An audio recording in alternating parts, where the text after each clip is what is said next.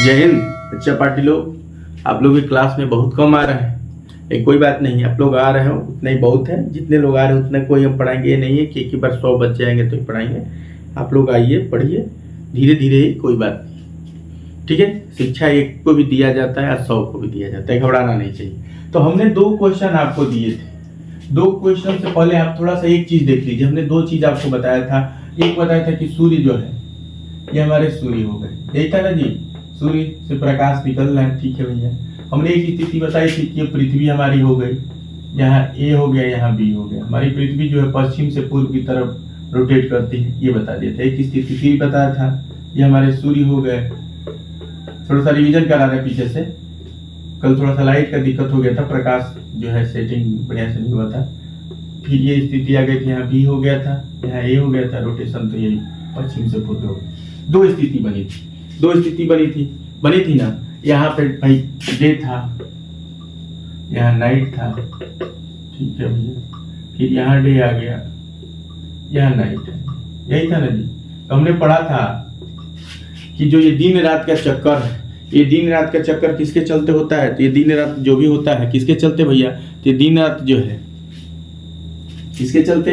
ये दिन रात वाला काम जो है सूर्य के चलते नहीं, सूर्य तो अपने जगह पे स्थित है, पृथ्वी के चलते। देखो पृथ्वी जो है अपना घूम करके आई, देखो यहाँ ए है, घूमते घूमते यहाँ आ गया बी। तो देखो अब पहले यहाँ दिन था, ए वाले हिस्से में था कि नहीं था? ए वाले हिस्से में था, ठीक है। यहाँ दिन था, लेकिन घूमते घूमते अभी आ गया बी, आ गया सूर्य के सामने, तो बी में हो गया। इस किसके चलते हो रहा है? पृथ्वी ना अपने अक्ष पे घूम रही तो हो रहा है, पहली कंडीशन बोली। तो ये पृथ्वी के अपने अक्ष पे घूमने के चलते ही दिन रात का कंडीशन हो रहा है। अब ये पृथ्वी जब सूर्य के चारों तरफ घूमेगी तो दूसरा कंडीशन बनेगा, उसको भी मैं बताऊंगा, ठीक है। पहले इतना नोट कर लीजिए, हो गया। अब एक चीज बताइए, इधर से आए, यहाँ ए रहे, चाहे इधर वाला भाग आ जाए, ये भाग यहाँ रहे चाहे इधर रहे, लेकिन इस लाइन पे हमेशा प्रकाश पृथ्वी सूर्य का पड़ता रहे कि नहीं? बोलिए, तो इसको क्या कहेंगे? ये बात बताइए, इसको क्या कहेंगे? आप बताइए, इसको थोड़ा सा बस बता दीजिए, उसके बाद हम लोग आगे बढ़ जाएंगे। तो इसको हम लोग कहते हैं, इस वाले रेखा को, इसमें हमेशा प्रकाश पड़ता रहेगा सूर्य का, इसको कहते हैं प्रदीप्त रेखा। क्या कहते हैं? प्रदीप्त रेखा। नोट कर लीजिए, क्या कहते हैं? प्रदीप्त रेखा। बोले समझ में आ गया? क्या कहते हैं? प्रदीप्त रेखा, ठीक है। ये हो गया। अब उसके बाद हमने 2 क्वेश्चन दिया था। अब 2 क्वेश्चन दिया था, अब उसको हम बताएंगे कि क्या होगा। हो गया बाबू? अब चलिए आइए, अब हम लोग इसमें आते हैं। हो गया ना? अब सुनिए, हमने 2 क्वेश्चन दिया था और दोनों को हम समझा रहे हैं, आप बताएंगे खुद। पहला कंडीशन था, पहला क्वेश्चन क्या था भैया? क्वेश्चन में क्या क्या दिया था कि क्या होगा यदि पृथ्वी घूर्णन करना बंद कर दे? क्या होगा यदि पृथ्वी घूर्णन करना बंद कर दे? एक ये होगा। दूसरा क्वेश्चन था, घूर्णन की गति सर्वाधिक कहां पर होती है? घूर्णन की गति सर्वाधिक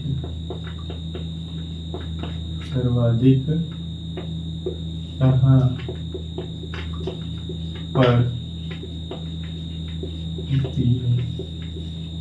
ये 2 क्वेश्चन था, बोलिए, ये 2 क्वेश्चन था ना जी। अब ये 2 क्वेश्चन आपको सॉल्व करने के लिए हमने दिया था। बहुत से लोग किए भी होंगे, लेकिन बहुत से लोग हमको भेजे नहीं। आपको पता ही, चैनल का नाम पता ही है, आप वहाँ कमेंट कर सकते थे, लेकिन किसी ने नहीं किया।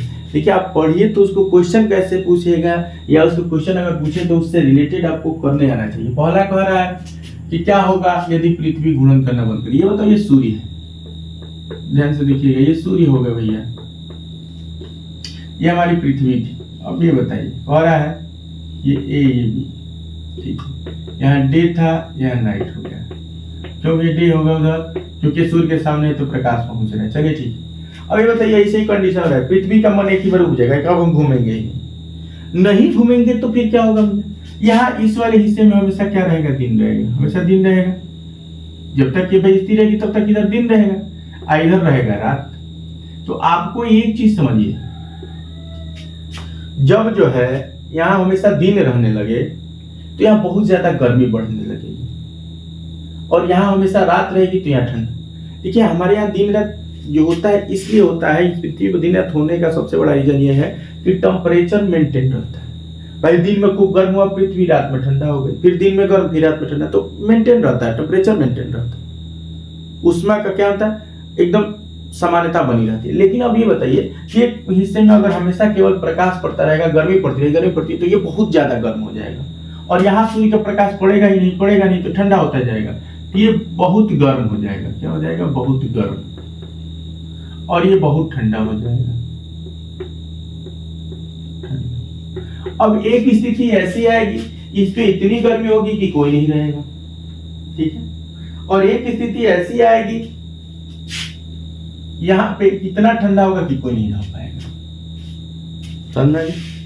तो यहाँ जब बहुत ज्यादा गर्म भी पड़ने लगेगा तो वहां कोई नहीं रह सकता है, और ज्यादा ठंडा भी नहीं रहेगा तो भी नहीं रह सकते, क्योंकि भाई हम लोग तो थोड़ा सा था बाट वाले आदमी हैं, ज्यादा ठंडा में भी नहीं रह सकते हैं, ज्यादा गर्मी में भी नहीं रह सकते।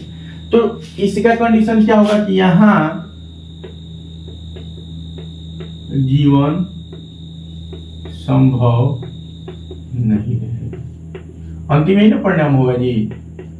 पहले तो ये होगा कि जिस हिस्से में दिन होगा वो दिन ही रहेगा, और जहां रात होगा रात ही होगा, लेकिन ये दिन हमेशा ही रहेगा, तो हमेशा रहेगा, तो हमेशा घर में रहेगा। बोलो बाजा पार्टी, समझ में आ गया ना?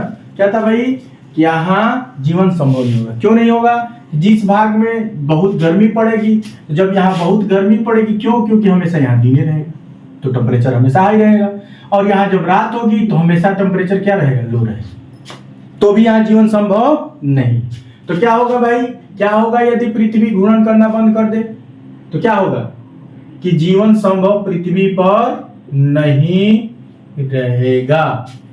बोलो, समझ आ गया? जो इसका गुण है सबसे बड़ा गुण कि इसी पे एक जैव मंडल स्थित है, माने यहाँ जीवन है, ये बंद हो जाएगा। पहली बात, बोलो समझ आ गया? मिटा दे। अब चलिए दूसरे गुण के तरफ चलते हैं। तो दूसरा गुण क्या है कि घूर्णन गति सर्वाधिक कहां पर होती है? तो अब उसके लिए आपको थोड़ा सा ये समझना होगा। ये हो गई हमारी पृथ्वी, क्या हो गई, पृथ्वी। ये हो गया हमारा जीरो, जो है 0 अंश होता है। यहाँ हमने कह दिया ये हो गया 30 अंश, ठीक है भैया। ये हो गया 60 अंश, और ये हो गया हमारा 90 अंश। फिर इसी तरह ये हो गया 30 अंश, ये हो गया 60 अंश, और ये हो गया 0 माने 90 अंश हो गया। ये यहाँ हो गया 90 अंश। तो अब ये बात बताइए कि जब ये पृथ्वी यहाँ से चलना शुरू करेगी, मान लीजिए यहाँ पृथ्वी घूमने के लिए बस इतना ही घूमना होगा, इसको यहाँ घूमना होगा तो ये पूरा घूमना होगा, सर्कल घूमना होगा कि नहीं होगा? यार ठीक है, यहाँ भी घूमना होगा तो ये पूरा सर्कल जब घूमेगी, फिर यहाँ जब आएगी, यहाँ पे देखो बीच में जो सेंटर में होता है उसकी दूरी चौड़ी होती है, तो चौड़ी होने की यार सबसे ज्यादा यहाँ घूमना होगा। क्या घूमना होगा? यहाँ, ठीक है। अब धीरे धीरे जैसे जैसे ये कम होता जाएगा, भाई ये क्या होता है, ऐसे चपटी ना होता जाता है जी, यहाँ बीच में चपटा, तो जैसे जैसे ये नीचे आता जाएगा कम होता जाएगा, और यहाँ पे सबसे कम। तो अगर पूछा जाए कि बताओ पृथ्वी को सबसे दूरी क्या किस स्थान पे चलना पड़ता है? 0 अंश पे सबसे ज्यादा दूर तय करना पड़ता है कि नहीं पड़ता है? या यहाँ तेज भी चलना होगा? यहाँ किया जाए तो यहाँ आराम से चलना, क्योंकि 24 घंटे में इस जगह पे तो आराम से दूरी तय कर लेगी। बताइए 24 घंटे में हमको इतना ही चलना है, और एक 24 घंटे में इतना दूरी चलना है, तो यहाँ तेज चलना होगा। यहाँ धीरे धीरे चलेंगे तो भी पहुंच जाएंगे। तो यही कह रहा है कि इस यहाँ पे तो बहुत आराम से, मानी यहाँ कम धीरे धीरे चलना होता है, बहुत आराम से चलना होता है, यहाँ पे तेज चलना होता है। समझ में आ गया? नोट कर लीजिए, समझ बना लीजिए, ड्राइंग बना लीजिएगा, इससे खूब बढ़िया से समझ में आ जाएगा। ठीक है, बना लीजिए। ये किसके परिप्रेक्ष्य में बनाया है? तो 24 घंटा के परिप्रेक्ष्य में। कितने के? तो 24 आवर के, 24 आवर्स के परिप्रेक्ष्य में ये बनाया है। नोट कर लीजिए। फिर उसके बाद हम लोग परिक्रमण शुरू करते हैं।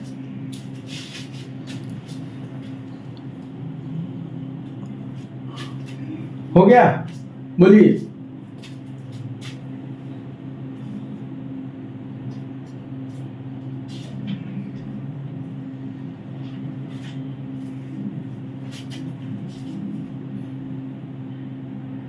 अब एक चीज थोड़ा सा और हम इसमें समझाना चाहेंगे। ये हो गया, ऐसा हो गया ना। थोड़ा सा एक चीज और देखिए, मिटा दे। अब थोड़ा सा एक चीज और इसमें देख लीजिए। एक चीज इसमें और क्वेश्चन अगर पूछना होगा, अगर मान लीजिए तो ऐसा हो गया, अगर ऐसे दे दे पृथ्वी, हमारी पृथ्वी ऐसे दे दिया, यहाँ हो गया बीच, यहाँ अब यहाँ 0 अंश होता है, यहाँ 30 अंश होता है, यहाँ 60 अंश हो गया, 30 60, यहाँ हो गया 90। इसी तरह यहाँ भी 30, 60 और 90। अगर आपसे पूछ दे कि ये बताइए वो कौन सा जगह, अगर स्थान के हिसाब से पूछ दे ये बताइए कौन सा ऐसा जगह है कि जहां पर जो है उसका क्या नाम है, आप मान लीजिए कि जहां पे पृथ्वी को बहुत तेज चलना पड़ता, कौन सा जगह है भैया? तो यही ना है जी, ये 0 अंश पे। तो इसको आप क्या लिखेंगे? लिखेंगे कि 0 अंश या विषुवत रेखा पर, या किस पे भैया? विषुवत रेखा को और क्या कहते हैं? तो विषुवत रेखा को भूमध्य रेखा भी कहते हैं। भूमध्य रेखा 0 अंश या विषुवत रेखा पर या भूमध्य रेखा पर पृथ्वी को क्या करना पड़ता है? तेज चलना पड़ता है। यही ना है जी? बोलिए, ये क्वेश्चन का आंसर समझ में आ गया कि 0 अंश कहिए जी, या विषुवत रेखा पे कहिए या भूमध्य रेखा पे जो है पृथ्वी को क्या करना पड़ता है भैया? तो इसको क्या करना था? सर्वाधिक कहां पर होगी घूर्णन गति? कहां पे होगी भैया? यही ना क्वेश्चन था कि घूर्णन गति सर्वाधिक कहां पर होगी? तो इसका आंसर ये हो जाएगा। बोलिए, उत्तर हो गया कि नहीं? उत्तर कहिए या आंसर कहिए, लिखिए, नोट कर लीजिए कि 0 अंश पे यहाँ लिख दीजिए 0 अंश और यहाँ आंसर लिख दीजिए, ये हो गया आंसर। 0 अंश या विषुवत रेखा पर या भूमध्य रेखा पर क्या भाई? पृथ्वी की घूर्णन जो है सर्वाधिक होगी। यहाँ तेज चलना होगा, समझ में आ गया? यहाँ क्या करना होगा? तेज चलना होगा। समझ में आ गया कि नहीं आ गया? यहाँ क्या करना होगा भैया? आपको तेज चलना होगा, तभी जाके ये दूरी कंप्लीट कर पाएंगे। नोट कर लीजिए, फिर आगे समझते हैं।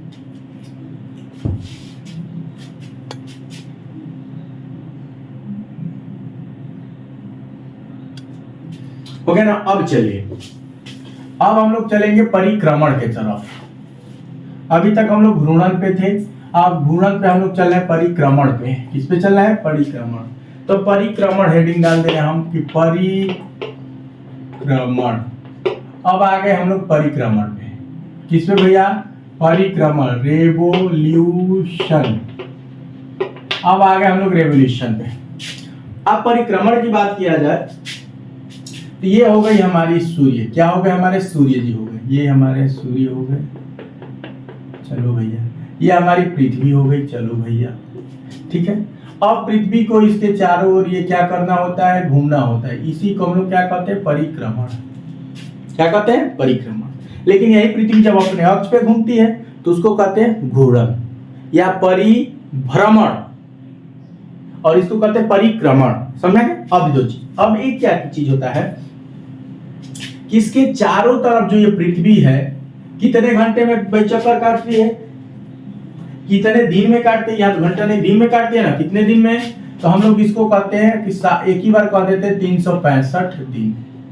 यही ना कहते हैं? बोलिए कि 365 दिन में, 365 दिन और कितने? 6 घंटा में। 365 दिन 6 घंटा में। अगर एक्चुअली बात किया जाए तो एक्चुअली ये 23 आवर्स माने 23 घंटा 56 मिनट 4 सेकेंड 09 नैनो सेकेंड ये होता है। इतने में ये क्या करती है कि चक्कर पूरा कंप्लीट करती है सूर्य के चारों ओर। और इसी परिक्रमण, इसी को हम क्या कहते हैं? इसी को हम परिक्रमण कहते हैं। और इसी परिक्रमण से जो है ये क्या करता है? इसी परिक्रमण से जो है मौसम चेंज होता है, ऋतुएं चेंज होती हैं। बोलिए, समझ में आ गया कि नहीं? इसी से क्या होता है? ऋतुएं चेंज होती हैं, परिक्रमण होता है इसी से। ठीक है, नोट कर लीजिए, नोट कर लीजिए। फिर फटाफट समझा रहे हैं, अभी बहुत चीज इसमें समझाना है। अभी परिक्रमण में लग रहा है कि एक क्लास और चलेगा, तब जाके ये खत्म हो पाएगा। ठीक है,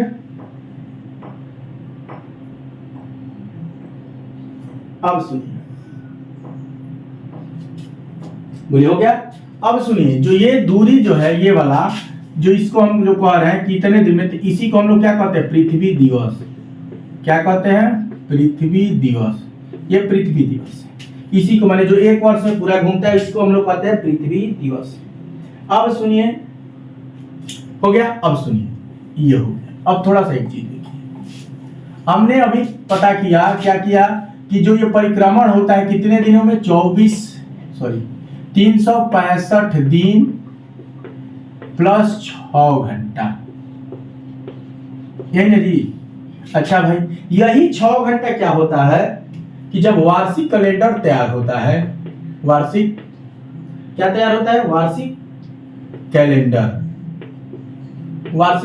तैयार हो रहा है, ठीक है भैया। तो इसमें यही 365 दिन ही माना जाता है। क्यों माना जाता है?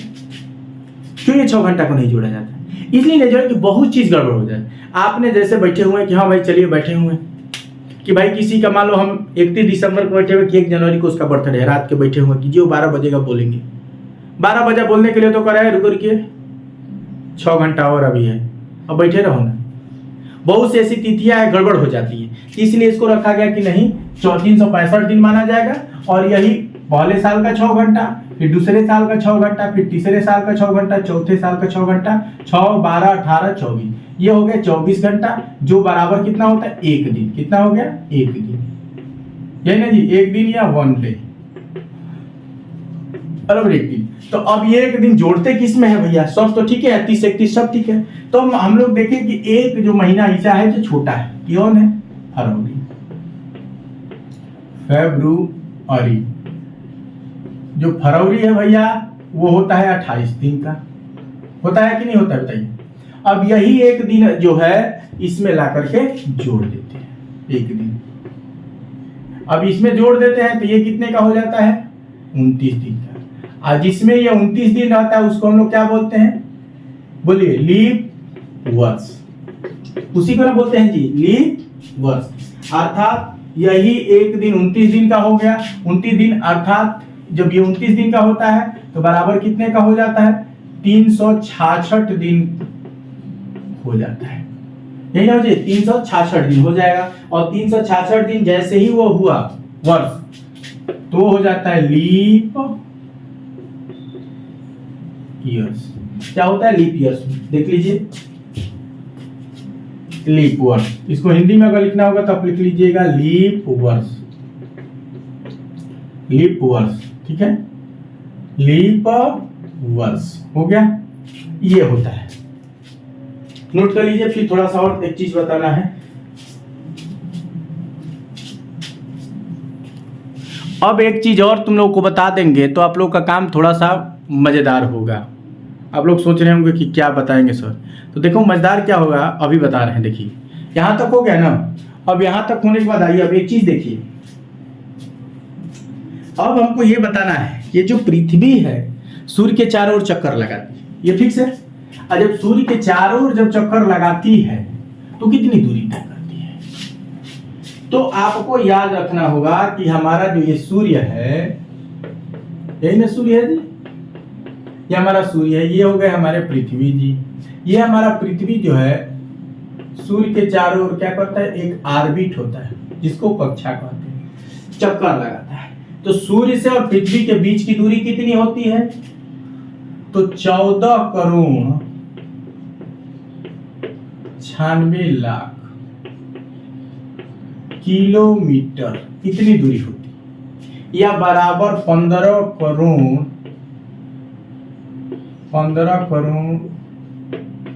किलोमीटर, ये इतनी दूरी होती है। किसके किसके बीच, सूर्य और पृथ्वी के बीच जो है, सूर्य और पृथ्वी के बीच इतनी दूरी होती है। समझ में आ गया कि सूर्य और पृथ्वी के बीच कितनी दूरी, इतनी दूरी सूर्य को चक्कर लगाना पड़ता है, कंप्लीट करता है। मतलब कितना, 15 करोड़ लगभग जो है दूरी जब तय करता है तब जाके 1 वर्ष बनता है। समझ गया ना, कितना, 15 करोड़, ये आपका एक है। अब यहां तक पहले नोट कर लीजिए, फिर थोड़ा सा हम आगे इसमें बढ़ेंगे।